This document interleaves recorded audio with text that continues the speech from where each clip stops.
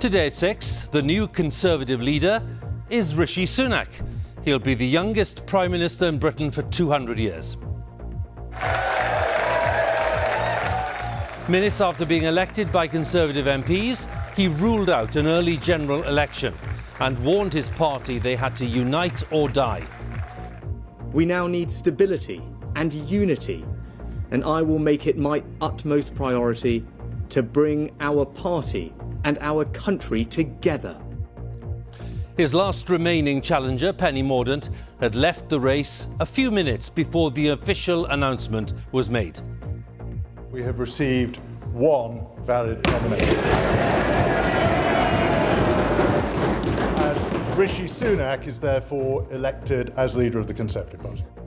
Politics comes at us rather fast these days, doesn't it? This autumn's second new Prime Minister inherits a nightmarish soup of political and economic gloom. His task starts now.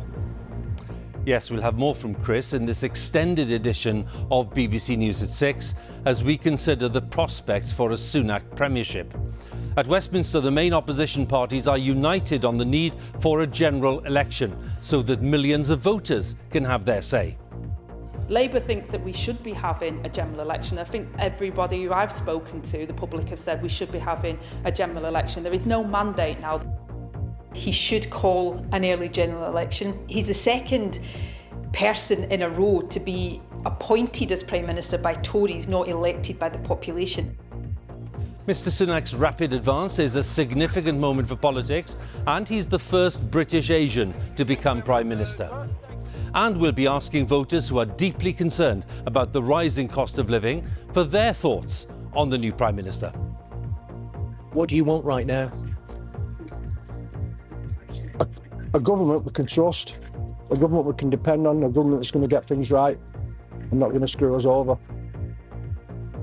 On BBC London, reaction from the capital as the country gets a new Prime Minister. Plus, Bond Street Station finally welcomes its first passengers on the Elizabeth line.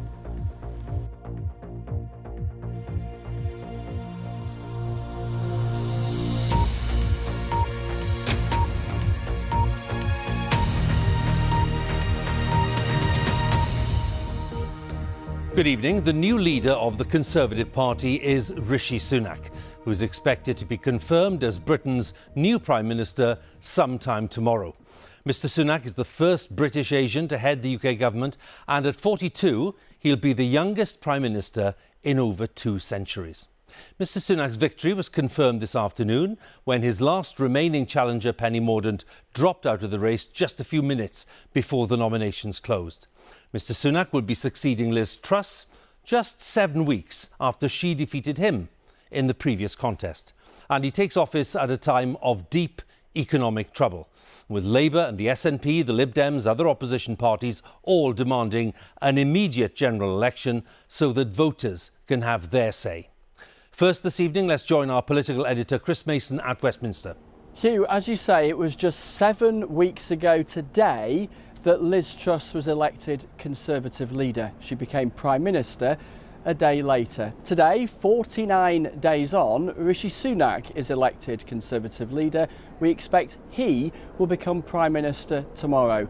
This is politics on fast forward. It's only 4 days ago that Liz Truss resigned, and now more change beckons. Today's new Conservative leader, this week's new Prime Minister. Rishi Sunak arrived at Conservative Party headquarters this afternoon, his party's third leader this year.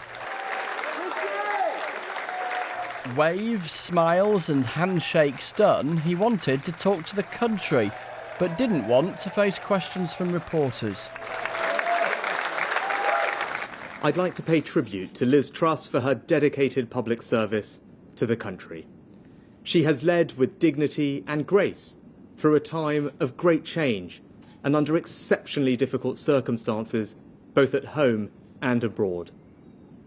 It is the greatest privilege of my life to be able to serve the party I love and give back to the country I owe so much to. The United Kingdom is a great country, But there is no doubt we face a profound economic challenge. We now need stability and unity, and I will make it my utmost priority to bring our party and our country together. I pledge that I will serve you with integrity and humility, and I will work day in, day out to deliver for the British people. All weekend and into this morning, this woman, Penny Mordaunt, wanted to stand as well. She had until 2 o'clock this afternoon to find 100 supporters. Just after 1, they reckon they were just a few short. But with minutes to go, one of her biggest backers was having second thoughts. So here we are at 1:30, half an hour to go. Penny Mordaunt's campaign grappling for every possible vote, and you've fled the ship. Yeah, I think there's plenty. I mean, there's 100 others, and I totally understand the legitimacy of arguing that the party membership should have the say. It's a difficult call, but I just think in the circumstances where division in the Conservative Party costs money, it increases the price of money, it puts interest rates up, the statesmanlike thing to do, I think, is to get together today. And Rishi and Penny will work together, can work together. I just think, why not do it now rather than wait 3 days? Half an hour later, an official announcement imminent and a statement from Penny Mordaunt. Our party is our membership, whether we are elected representatives, activists, fundraisers or supporters. We all have a stake in who our leader is. These are unprecedented times. Despite the compressed timetable for the leadership contest, it is clear that colleagues feel we need certainty today. They have taken this decision in good faith for the good of the country. Rishi has my full support. And she added, we all owe it to the country, to each other and to Rishi to unite and work together for the good of the nation. There is much work to be done. And a few minutes after that, confirmation of another new Prime Minister. I can confirm that we have received one valid nomination. I wasn't allowed to talk to you from inside the results room, but was watching downstairs as it happened. And Rishi Sunak is therefore elected as leader of the Conservative Party. It's quite astonishing, isn't it, that the guy who was defeated by the current Prime Minister is replacing her a matter of weeks after she took office. The Conservatives' rivals say it's time for a general election. They can't just keep doling out prime ministers every month because they're in total chaos and they've lost control of the market and haven't got any ideas of how they're going to tackle the cost of living that people are facing. He's the second person in a row to be appointed as Prime Minister by Tories, not elected by the population. The idea that he can go 2 years before seeking or winning a democratic mandate, I think, is just unthinkable. People are sick and tired of this Conservative chaos, and that's why the Liberal Democrats are calling for a general election to be called right now. This building has seen much down the centuries, the generations, and rather a bit in just the last few weeks, posing some sharp questions for those who govern us.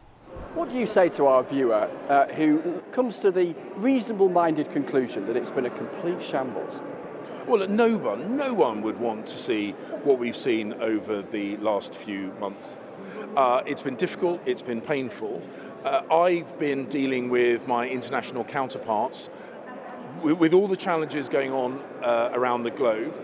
And of course, what they want is they want the UK government, they want Britain to once again be the rock of stability. Because that they've been laughing at us, haven't they? I mean, overseas we've become a laughingstock. Well, what's going on? I mean, no one's going to defend what's gone on over the last few months. It's been painful, it's been brutal, but now it comes to an end. Autumn's second new Prime Minister, the third to call this place home this year. The era of Rishi Sunak, for however long it lasts, beckons. Well now, Chris, can we start by asking a bit about the race? Because, of course, the race came to that conclusion today. The manner of the victory, how would you describe it? Well, it's an extraordinary political reincarnation for Rishi Sunak. Just a matter of weeks ago, the man defeated, the man considering what his future might look like, the man jetting off to a beach to try and recuperate after a bruising and losing campaign. And yet here he is, a matter of weeks later, about to prepare to move in to 10 Downing Street after an unconventional race to become the most powerful politician in the land. Why unconventional? Well, it's been rattled off in a matter of just 4 days, pretty much entirely behind closed doors. All we have seen or heard from Rishi Sunak was a statement on social media the other day saying he was having a tilt at the top job, and then that statement delivered to camera this afternoon without reporters being able to ask him any questions at all about exactly how he might choose to govern. So he inherits the mantle of office at a tremendously difficult time and will face big questions about how he's going to approach it. As you say, Chris, the only thing we have to go on today is that rather terse statement in some ways, which he delivered earlier. What clues were there about what he intends to do? Well, he said he would govern with humility, which sounded like a little pop at his most immediate predecessor. And there was a bit of a pop at Boris Johnson in there as well, in the kind of coded language he chose. What we have to do is look back to his agenda from the summer when he was campaigning against Liz Truss for the leadership to get some sense of how he might govern. And then he was all about economic stability. He felt that Liz Truss's programme for government would be a disaster, and he'll be able to point to some vindication for that view. But how does he approach the challenges of the now? I think probably where Jeremy Hunt, the new Chancellor, has been is broadly where he's likely to be economically, but of course it's not even guaranteed that he will keep Mr Hunt in that post, with that economic statement expected just a week today. And then crucially, what will be his instincts as far as government spending is concerned, with the expectation there will be squeezes on plenty of government departments. He will face some monumentally difficult decisions, and they'll confront him from day one.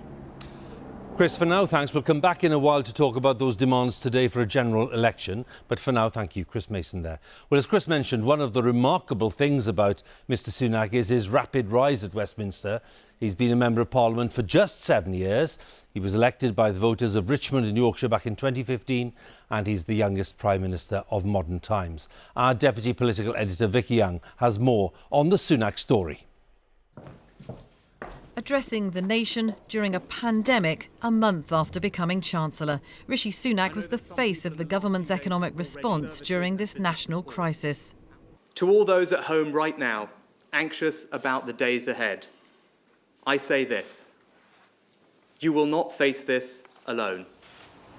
The furlough scheme paid 80% of millions of people's salaries for months and cost billions. Hello.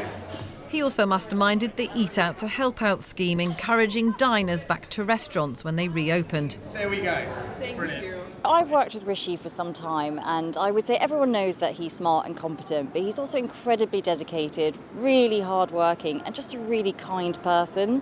I saw how much effort he put into coming up with things like the furlough scheme, coming up with all of those packages of support for business, and I think everyone has seen that. Big boots to fill, lad. All of that came just 5 years after he was elected as the Conservative MP for Richmond in North Yorkshire. His parents, of Indian descent, came to the UK from East Africa. He's spoken about the sacrifices they made to send him to Winchester College, a top private school. After Oxford University, a career in banking and his marriage to the daughter of a billionaire made him extremely wealthy. Political opponents have commented on his expensive houses, clothes and shoes, suggesting he's out of touch with ordinary people. The revelation that his wife had non-dom tax status proved politically toxic. He said he'd informed senior civil servants when he joined government, but a U-turn followed.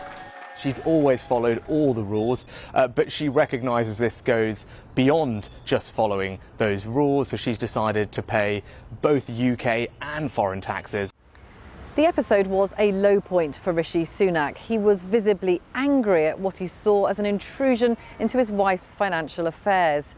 Colleagues, though, felt that it betrayed a certain political naivety, and some even predicted that his career would never recover.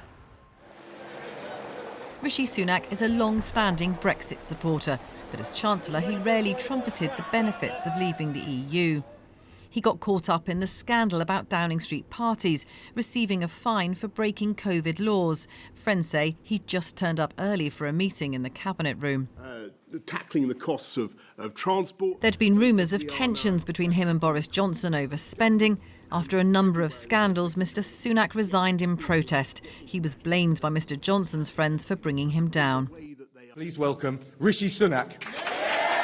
When he stood to be Tory leader in the summer, he warned that Liz Truss's tax-cutting agenda would lead to higher interest rates for the government and homeowners. Liz, your plans, your own economic advisor has said that would lead to mortgage rates, interest rates going up to 7%. Can you imagine what that's going to do for everyone here and everyone watching? That's thousands of pounds on their mortgage bill. A few weeks ago, Rishi Sunak was rejected by Conservative members. Today, colleagues have decided he's the man to bring stability. Vicky Young, BBC News, Westminster.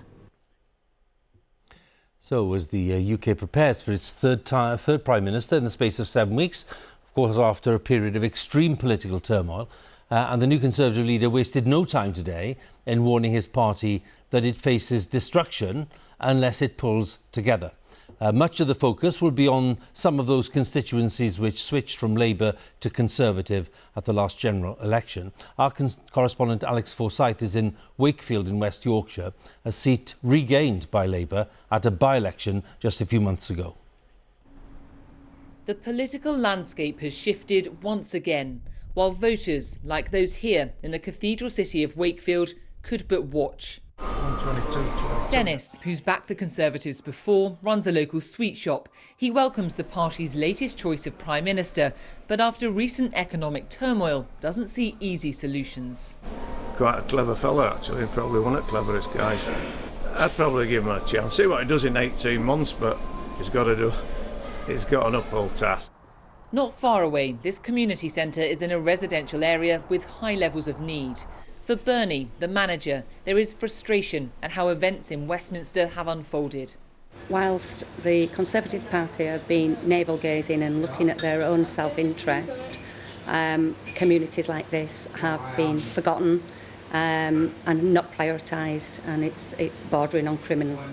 I'm not confident that the new Prime Minister will deliver. It doesn't feel very democratic right now. In the city centre, some share a similar sentiment. Rishi Sunak is going to be the new Prime Minister. Yeah. What do you think? We need another general election. Needs a swing door on number 10. It's all a joke though, isn't it? I'm a single mum and we're all struggling financially. We just need to get their priorities in order. What do you make of what's been happening in Westminster? I don't think it's been right good, if I've got to be honest. One thing after another, isn't it? It just seems a farce, a joke. I mean, there's no real leadership. This was one of the seats the Conservatives won from Labour at the 2019 election when Boris Johnson led the party, but they lost it in a by-election earlier this year. It shows how the party's electoral fortunes have shifted and lays bare the challenge facing Rishi Sunak, the new Prime Minister. Conservative Party member Wahida says recent political chaos has had an impact on the doorstep. She's now hoping for some stability. The people we're expecting to lead us are just leading a circus. It's become embarrassing and it's hard to defend this as local activists. What do you think about Rishi Sunak? I think he's great. All this bickering and this sniping, it's got to end because it's not a good look. Back in the city centre, Tanya runs her own candle shop and says the uncertainty hasn't helped business, but she's prepared to give the incoming Prime Minister a chance. If he can show his teeth and get the taxes sorted, I don't mind paying tax as long as it's going to help the economy and get us going. Would you have faith that Rishi Sunak would be able to do what you wanted, make things more stable? I think after what's just happened with Liz Truss, hopefully, is it third time lucky? The Conservatives might hope they've bought themselves a window to restore public faith. It could be narrow. Alex Forsyth, BBC News, Wakefield. Well, shortly after Mr Sunak's victory was announced, the First Minister of Scotland, Nicola Sturgeon, congratulated him and expressed the hope that they could have a constructive working relationship. But she also demanded an immediate general election and a rejection of any more austerity measures. Well, in a moment, we'll be hearing the reaction in Wales, that's with Hywel Griffith, and in Northern Ireland with my colleague Chris Page. But first to our Scotland editor, James Cook in Edinburgh. Yes, and Rishi Sunak has previously made it clear that he intends to continue trying to block a second referendum on independence, that he wants to increase scrutiny of the Scottish Government. Well, as you say, Nicola Sturgeon did congratulate him. She said his election was a significant and important moment for British Asians, but she said she would be taking no lessons from him on scrutiny, said he had no democratic legitimacy in Scotland. Ms Sturgeon had some advice, friendly or otherwise, saying that Rishi Sunak should call an immediate general election and should not impose another wave of what she called damaging austerity on public services and families. Now, the Scottish Conservatives, well, they know that the recent weeks have been pretty difficult for the party here and that those difficulties have been largely self-imposed. Their leader here, Douglas Ross, said this had been a difficult and unsettling time for his party and the nation as he congratulated Mr Sunak. Polls, well, they suggest that what has happened as a result of this turmoil is that some voters in Scotland have shifted potentially from the Conservatives to Labour, but the SNP remain pretty static and a way ahead. And on independence, well, the nation on that remains more or less evenly divided. Well, the First Minister of Wales, Labour's Mark Drakeford, congratulated Rishi Sunak this afternoon, but at the same time took a rather unsubtle swipe at both Liz Truss and Boris Johnson. His statement said that he looked forward to working constructively with Mr Sunak in a way that his predecessors didn't allow. We know over the last 6 weeks that Liz Truss hasn't even spoken to Mr Drakeford. So will Rishi Sunak be willing to pick up the phone this week as PM? Well, even if he does, don't expect that relationship to be repaired. When he was here in Cardiff in the summer during the leadership contest, he said he wanted to challenge Labour's record in charge in Wales, particularly on key issues like education and the health service, claiming that NHS performances in Wales was worse than anywhere else in the UK. And there's also likely to be rows if, as most people expect, there are cuts to come. In fact, the Welsh Government has already started claiming that it's a lack of UK government funding that's stopping it from achieving everything it wants to do. So those tensions can only increase as we edge closer to a general election. Well, when Rishi Sunak takes over as head of the government in London, he'll have the task of trying to restore the devolved government here at Stormont. The Democratic Unionist Party says it'll continue to block the formation of a power-sharing coalition until the Brexit trade border with the rest of the UK is scrapped. There's no sign of that happening soon. Now, this Friday marks the legal deadline for a devolved government to be formed following the election to the Northern Ireland Assembly back in May, when Sinn Féin overtook the DUP to become the largest party. The current Northern Ireland Secretary, Chris Heaton-Harris, has said as things stand, he's going to call another Stormont Assembly election, probably to take place on the 15th of December. Now, of course, there are questions over a possible cabinet reshuffle. People are wondering, could Mr Heaton-Harris be replaced by someone with different ideas? It's worth noting, though, that today a junior minister in the Northern Ireland office, Steve Baker, said the plan to call an election would remain regardless of events in London. This was one matter, he said, where there would not be a U-turn. Chris, many thanks. Chris Page there with the latest thoughts for us at Stormont. Well, Rishi Sunak's success in becoming party leader and then Prime Minister is being seen as highly significant for British politics, and especially so for the large community of British Asians. Mr Sunak, who was born in Southampton, is a practising Hindu of Indian descent. His grandparents migrated from East Africa back in the 1960s. Our Midlands correspondent, Navdesh Johal, has been speaking to British Asians in Leicester about the significance of this moment. 2 years ago, this was then Chancellor Rishi Sunak, a practising Hindu, lighting candles outside 11 Downing Street to mark the start of Diwali during lockdown. Today in Leicester, home to one of the biggest Diwali celebrations outside of India, preparations were underway for this festival marked by Hindus, Sikhs and Jains, symbolising the spiritual victory of light over darkness. The city also has one of the UK's largest South Asian communities, and many feel this is a moment loaded with personal significance. How do you feel about Rishi Sunak? These young British Asian students from De Montfort University are of different faiths, but they agree on one thing. So who here thinks that Rishi Sunak becoming Prime Minister is a positive thing for ethnic minorities in the UK? It's the first person of colour as Prime Minister in the UK, following on from, various different countries, first in South Africa with Nelson Mandela and then Barack Obama with the US, and, now it's us. You think is that significant? I think it is that significant, yeah. I'm not sure if it is a major step, as he's not been voted by the general public. I think if he was to then possibly call a general election and then stand, then maybe we get more of an idea of how it sits. The significance of today will be felt across the generations, including among those who knew a less diverse Britain. Lord Billamoria is the owner of a successful beer business and an independent life peer in the House of Lords. I've seen in front of my own eyes this glass ceiling being well and truly shattered, with this country becoming a country of aspiration and opportunity for anyone regardless of race, religion or background. And here's the ultimate example of a person of Indian origin, a British Asian, born in this country, becoming Prime Minister of this country. And it just shows this country is just phenomenal. It's a true meritocracy. Well, things are getting busier in Leicester ahead of tonight's Diwali celebrations. Despite recent issues, this city has been held up as an example of diversity in Britain working pretty well over the years. And it's in that context that many believe we are ready for our first British Asian Prime Minister.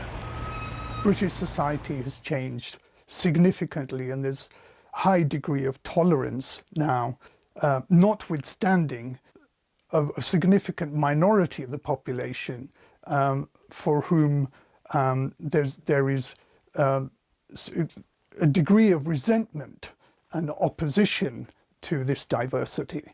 And in that sense, I think Britain, like most Western liberal democracies, is ready for Rishi Sunak as a Prime Minister. Amid the pride felt by many South Asians in the city, there is also trepidation. The scale of the challenges faced by Rishi Sunak as Prime Minister leaves perhaps little time to truly savour this moment. Hugh, this street is at the centre of tonight's celebrations, and speaking to people here earlier, there was a range of views. One young woman said to me that she felt conflicted because she didn't like Rishi Sunak's politics, but an older gentleman said to me that if he'd spoken to him and said 45 years ago when he arrived here from India that somebody of his background would go on to become Prime Minister, he would not have believed you.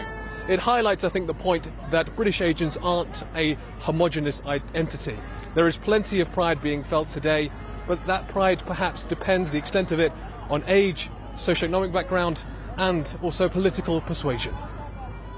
Navdesh, many thanks again. Navdesh Johal with the latest thoughts there for us in Leicester.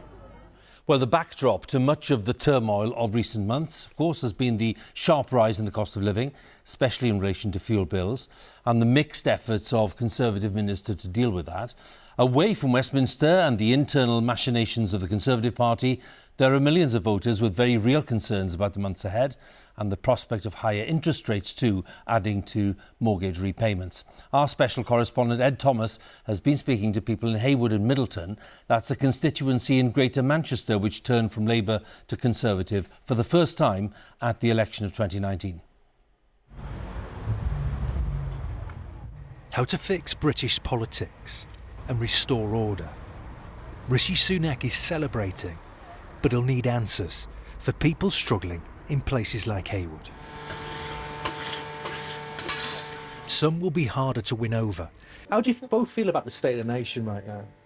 That's the mess. Everyone here voted Tory in 2019. I think it's right, we voted for Boris Johnson and nobody asked us to vote him out and he should have still been in. His own MPs told him to go. So, they're all backstabbers. Rishi Sunak is a backstabber. You have a cup of coffee, please. Could Rishi Sunak get your vote? I don't know. I don't think I'll be voting again after what happened to Boris Johnson. Really? Because my vote doesn't matter anymore. Sai also opted for Boris Johnson in 2019. Sum up how you feel right now. Dismayed, disillusioned by the Tories. Now, this is what he wants from Rishi Sunak. A government we can trust, a government we can depend on, a government that's going to get things right and not going to screw us over. But for many here, money is tight and life is tough. In a town promised levelling up and better times only 3 years ago. I think it's beyond fixing, to be quite honest now. I have cancer. I'm on 4-week waiting lists to be seen, and it used to be 2 weeks when I first started, now it's 4 weeks. I have a child with special needs who had to go into a different town to go to school because there's no school facilities for her, etc. So it's just bad. Austerity has already squeezed Northern England's towns and cities, and more could be on the way. You have to find ways of coping, don't you? I mean, what else is there? But I don't know. I think there is a lot of people struggling. I think people have just lost faith now, haven't they? Down the road in Middleton, This is our food pantry. the Lighthouse helps people in need. It's a club, it's a membership club, so they join. Every week, 80 families use this.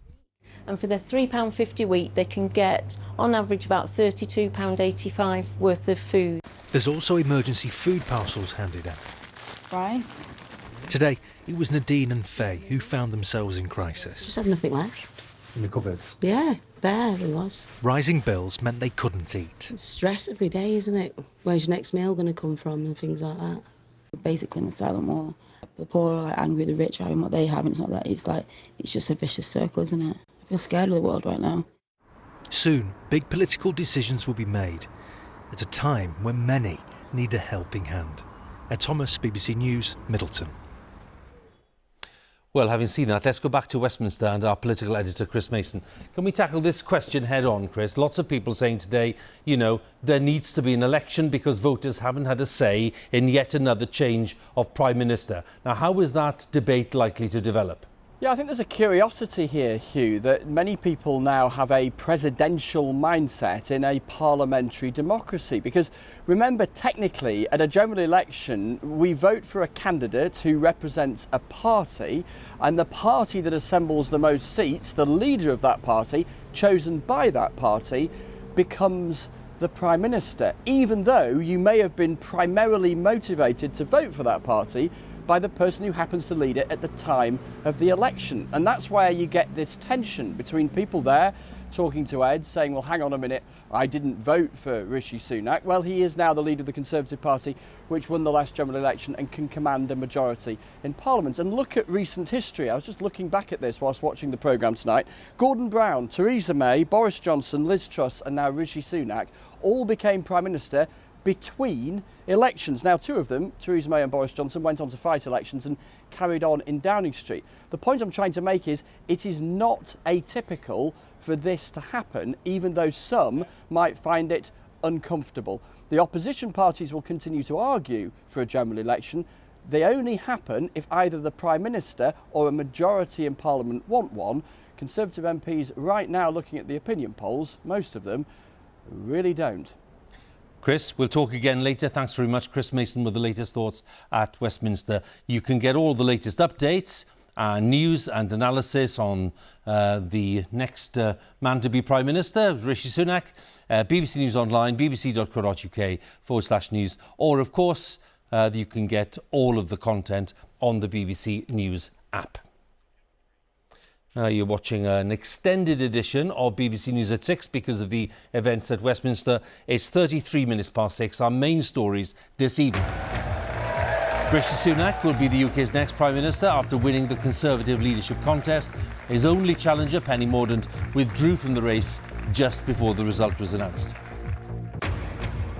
From health and social care to the economy and immigration, we'll be taking an in-depth look at some of the pressing issues in the new Prime Minister's in-tray. Later on BBC London, the drive to get more children in the capital vaccinated during half-term holidays. Plus, the small space making a big difference. The red phone box helping with the cost of living.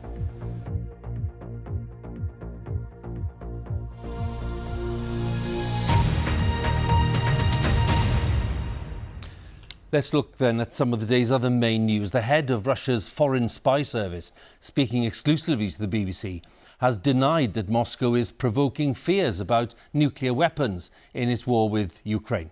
Sergei Narishkin, who's director of the British equivalent of the MI6, was speaking at the head of Russia's armed forces, alleging that the Ukraine intends to detonate a so-called dirty bomb. That's a device that combines conventional explosives and radioactive materials. Mr. Narishkin repeated the claim as he spoke to our Moscow editor, Steve Rosenberg. He's not only Russia's spy chief. Sergei Narishkin heads the Russian Historical Society too. And he's here to remember one of the most dramatic moments in history.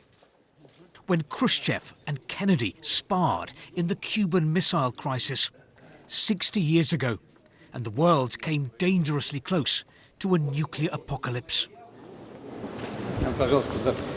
A chance for me to ask about the Kremlin's current nuclear saber-rattling. Will you categorically rule out using a nuclear weapon in Ukraine, I ask. He dodges the question, but points a finger back.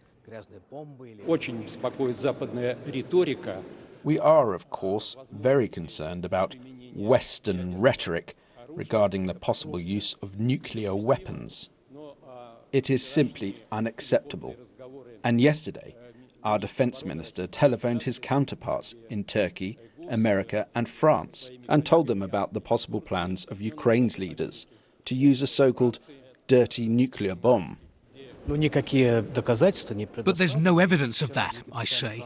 And I'm asking about Russia's nuclear rhetoric. Do you admit it's been happening? No, absolutely not. The evidence suggests otherwise. Days before the Russian invasion, President Putin oversaw massive nuclear drills. And since then, several times, he's dropped unsubtle hints that he would be prepared to use a nuclear weapon in the Ukraine conflict. And what about Moscow's claim that Ukraine is about to explode a dirty bomb and then blame it on the Kremlin? Well, the British, American and French governments have issued a joint statement rejecting what they call Russia's transparently false allegations against Kiev, adding that the world would see through any attempt to use this allegation as a pretext for escalation. As for the Cuban Missile Crisis, Stas Namin's grandfather was the Soviet official who helped end the standoff. He fears nuclear rhetoric can lead to catastrophic mistakes. I don't think it's a real danger that somebody will decide to push the button. But it's not the matter of decision of one person, it's a matter of even mistake. But the result will be the same. Compromise diffused the missile crisis. So far, though, Vladimir Putin has shown little desire for that. Steve Rosenberg, BBC News, Moscow. More than 70,000 staff at 150 universities could go on strike after university and college union members voted for industrial action. They were balloted on two separate issues, pay and working conditions and cuts to pensions. University employers say that a pay rise would put jobs at risk in what they say are very difficult financial times. Now, the building of tens of thousands of new homes in England and Wales could be delayed or even abandoned because of high levels of pollution in rivers. Scientists say that phosphorus is getting into some rivers from intensive farming and sewage outflows. Tougher targets for phosphate pollution mean that fewer houses can be built. And our correspondent, Wira Davis, has been investigating. Running for 130 miles from the hills of Mid Wales to the Severn Estuary, the Wye is one of the most ecologically diverse rivers in England and Wales and a natural playground for generations of locals. But beneath the surface, all is not well. They're going to blast sewerage down the river. Please stay out of the river. Parts of the Wye have been overwhelmed by pollution, some from sewage discharge, some the result of agricultural activity, with devastating consequences. Now, when human and animal waste gets into a river, not only is it bad for our health, it's also full of nutrients like phosphate, which act like a kind of superfood for the algae. And when this algae gets into a river, it strips the water of oxygen, killing off other plant and animal life.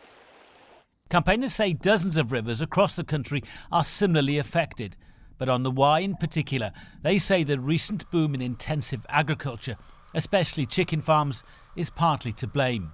Here and on most farms, fertilisers and animal muck are spread on the land under strict regulations.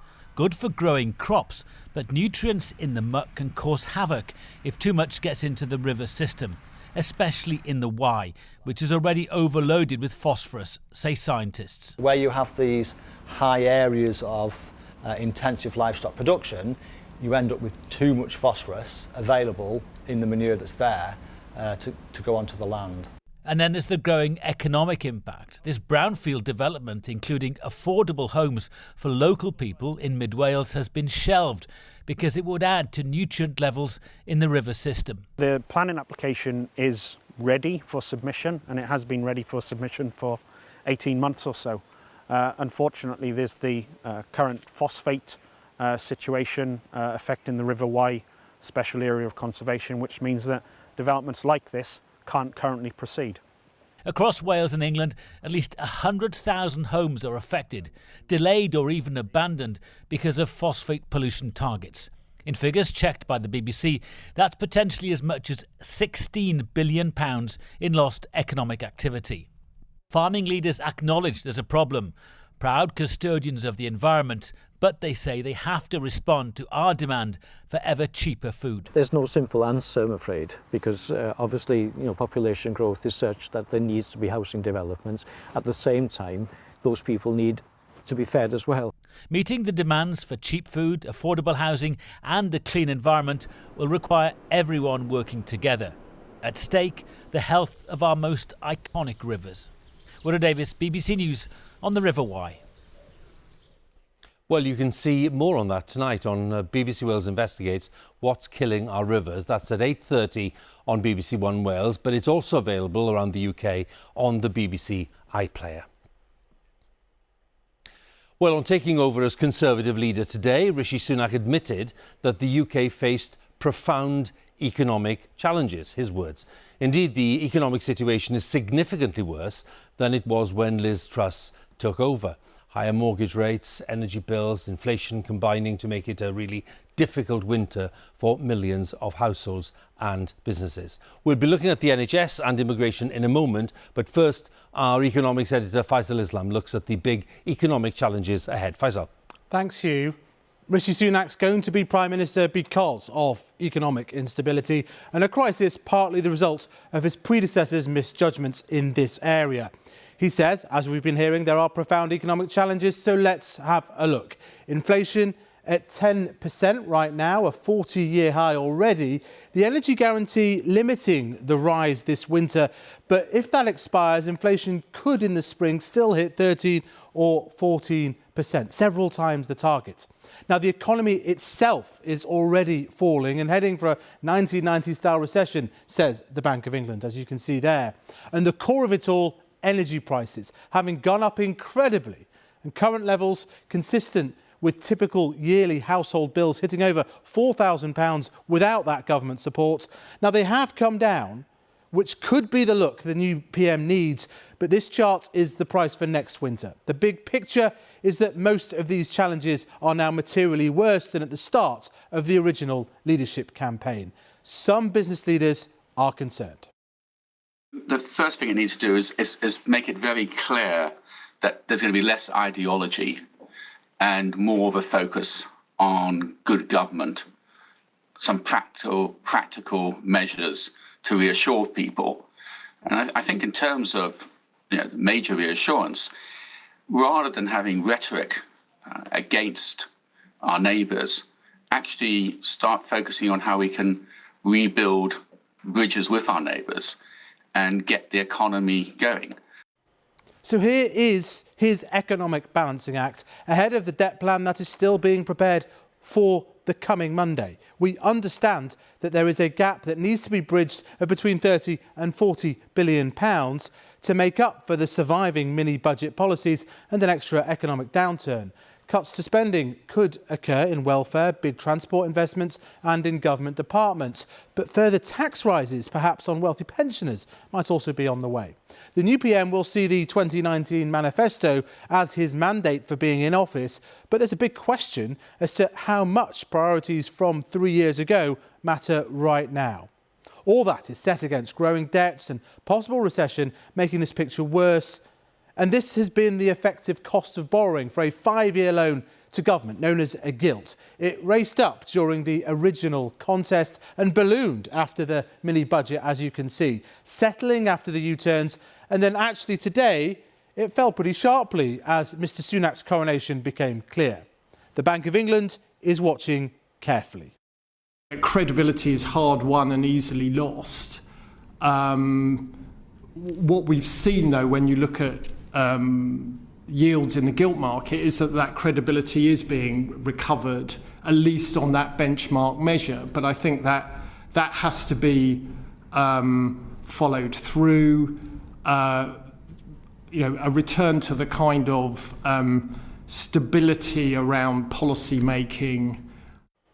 Another measure is sterling. The value of the pound is still down noticeably too, and while it has recovered from the extreme mini-budget record lows, since Mr Sunak was last in government in July, the pound is down 6% versus the dollar and down over 2% versus the euro.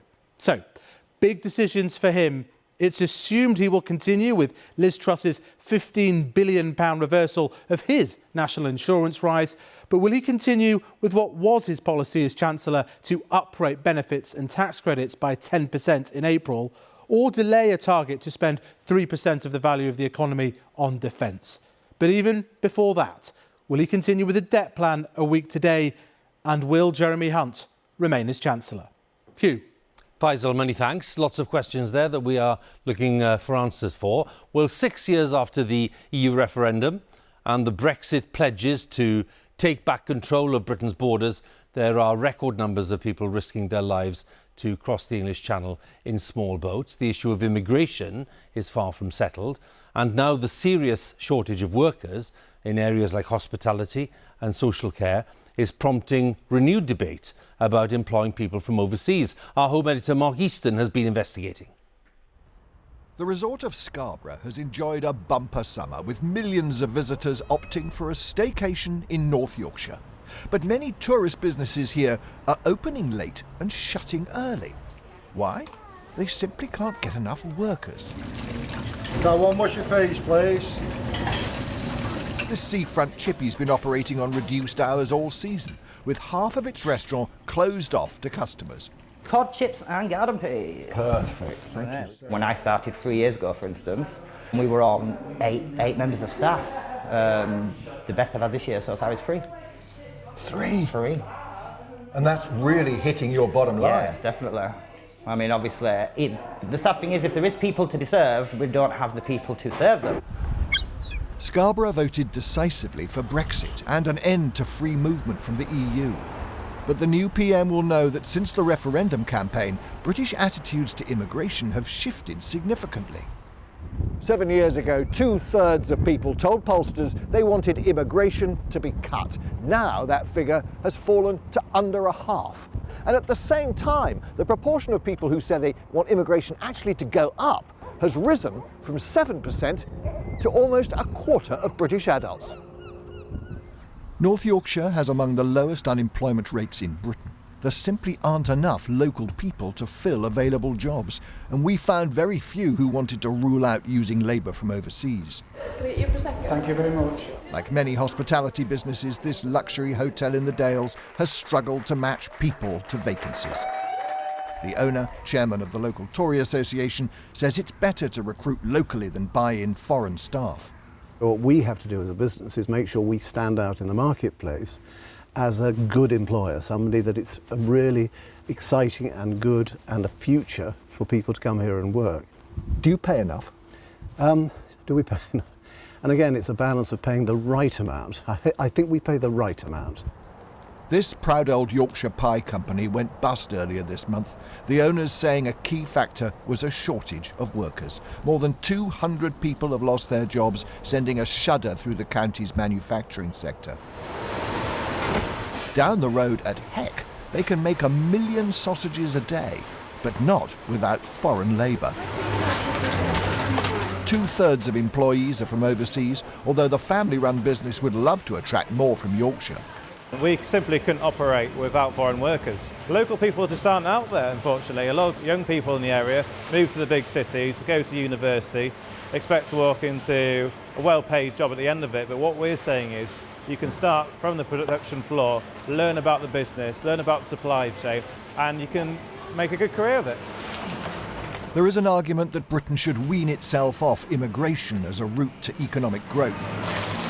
But pressure is building for the new PM to relax visa rules as the financial skies darken. Mark Easton, BBC News, North Yorkshire. Mark there with some of the challenges surrounding immigration. We're still talking about Mr Sunak's inbox. There's added concern for the NHS and social care in England. Health in Scotland, Wales, Northern Ireland are matters for the devolved governments. Officials are warning that this winter could see a so-called twin-demic, that's both COVID and flu. And while all this is happening, of course, we're talking about waiting lists and staff vacancies at record levels. Our health editor Hugh Pym has this assessment of the path ahead. Winter's not fully set in, but the NHS is already under severe strain and facing its own state of emergency, a potential nightmare for the new Prime Minister. Hospital and ambulance delays are likely to top the in-tray. In September, a record number of patients in England, 29%, had to wait more than 4 hours in A&E before being treated or assessed. A&E units are overcrowded because beds can't be found on the wards, and that's because it's a struggle to discharge patients who are medically fit back into the community. The current situation is absolutely gridlocked, where people are stuck in many different places where they shouldn't be, not getting access to the care they need. And we know that 500,000 people are waiting for a care package, waiting for social care. Social care is seen as a major cause of hospital delays, but why? Well, currently there are 165,000 vacancies in adult social care in England, and staff shortages help explain why only 2 in 5 can leave hospital when they're ready to do so. And added to that, there is a lack of funding for residential or home care.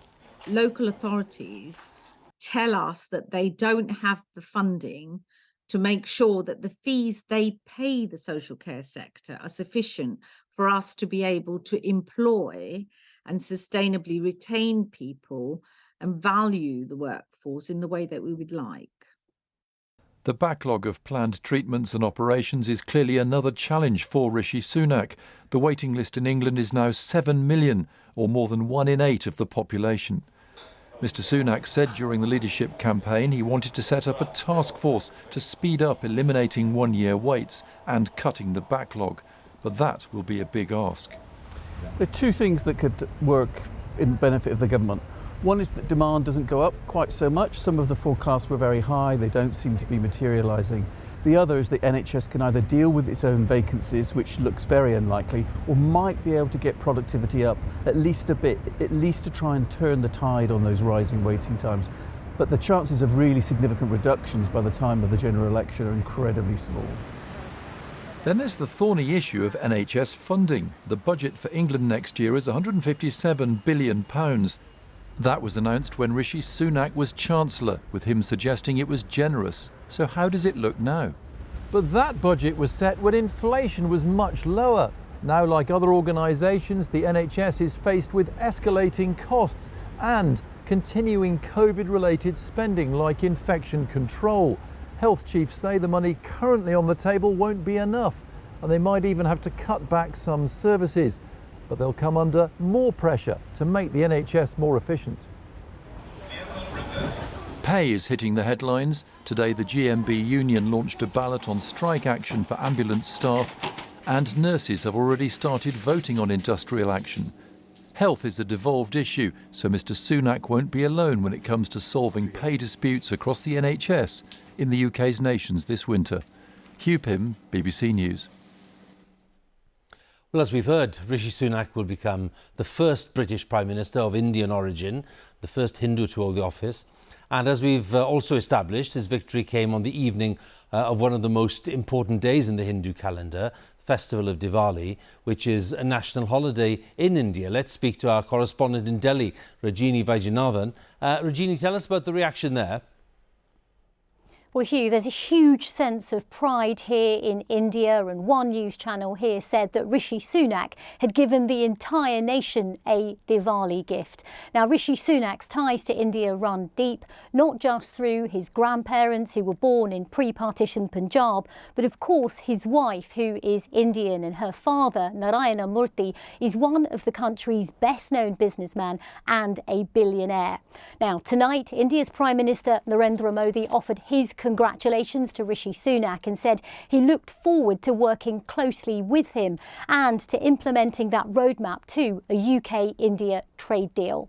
Now, this year marks 75 years since India gained independence from British rule. And for some people, today's news is also seen as a landmark moment through that prism. As one news channel put it, history has come full circle in Britain. The sun of India rises over the empire. Rajini, many thanks. Rajini Vaidyanathan there with the latest thoughts in Delhi. Time is 5 to 7 on this extended edition of BBC News at 6. We've established, of course, that Rishi Sunak's been elected Conservative leader. Not formally Prime Minister yet. For that to happen, he has to visit His Majesty the King and be installed as Prime Minister. That'll probably be tomorrow. But to find out for certain, let's join Chris Mason again, our political editor. What are the arrangements, Chris? Well, Hugh, we've just got a sense now of the timetable for tomorrow. And yes, it will be tomorrow that Rishi Sunak becomes Prime Minister. So at 9 o'clock tomorrow morning, Liz Truss will chair her final cabinet meeting. Shortly after that, she will leave Downing Street for the final time as Prime Minister. We expect at around about 10:15, she will address the country from the podium in the street. Some departing words just a handful of weeks after her opening arriving words. She will then travel to Buckingham Palace for an audience, a meeting with the King, in which she will resign as Prime Minister. Shortly afterwards, Rishi Sunak will arrive at the palace to be asked to form a government by the King, and after that he'll return to Downing Street for the first time as Prime Minister. We expect to hear from him in the street, in Downing Street, as Prime Minister just after 11:30 tomorrow morning. He will become the youngest Prime Minister since Lord Liverpool in 1812. And what a moment of triumph it will be for him just weeks after his defeated by the very person he will be replacing. Now, Liz Truss will no doubt tell him that honeymoons have rather gone out of fashion in politics. He will not get one because the challenges he will face are colossal, because the country's challenges are colossal. Indeed, Chris, many thanks again. Chris Mason there, our political editor, with thoughts looking ahead to tomorrow's likely events in Downing Street. 3 minutes to 7, let's go to Ben, who's got the weather for us. Hi, Ben. Hi there, Hugh. Thank you. Good evening. After the drama of yesterday's weather with its vicious thunderstorms, drenching downpours and damaging winds, today, well, it's been a bit more bog standard, more common or gardens, sunshine and showers. As you can see from the radar picture, those showers have been quite well scattered. There have been big dry gaps in between, and actually most of those showers will fade as we head through this evening into the night. 1 or 2 will continue, but most places will be dry. There could be a few mist patches down towards the southeast, and a little cooler than last night, but this certainly isn't cold for an October night, 7 to 12 degrees. Tomorrow it's another sunshine and showers day. Those showers quite well scattered. Could crop up just about anywhere, but perhaps most especially across western and northern parts. And then through the afternoon, cloud will thicken and some heavy rain will push in across the southwest of England and parts of Wales. Temperatures 14 to 18 degrees. We'd expect something more like 11 to 16 at this time of year, so we are a few degrees higher than we should be. It's this big area of low pressure that is driving things at the moment and will continue to do so through this week. Some further rain at times, but it's also sucking up some warm air from a long way south. These orange colours surging northwards across the UK. That will cause the temperatures to climb as the week wears on. Some heavy rain clearing northwards on Wednesday across Scotland. Sunshine and heavy showers and a blustery wind. In fact, wind gusts of 40 to maybe 50 miles per hour around some western coast. But it is a south or southwesterly wind, so it'll feel warm. Temperatures perhaps up into the low 20s Celsius. We could be looking at highs of 21 or 22 degrees across some southern and eastern areas for the end of the week, but there'll still be some rain at times, especially towards the north and the west of the UK. Hugh. Ben, many thanks. Ben Rich with the weather for us. That's BBC News at 6 on Monday, October the 24th. You can keep up with all the latest developments on BBC Online. I'll be back at 10. Hopefully I'll see you then. But for now, the news continues a little later than usual here on BBC One. It's time to join our colleagues in the nations and regions with the news where you are. Thanks for watching. Goodbye for now.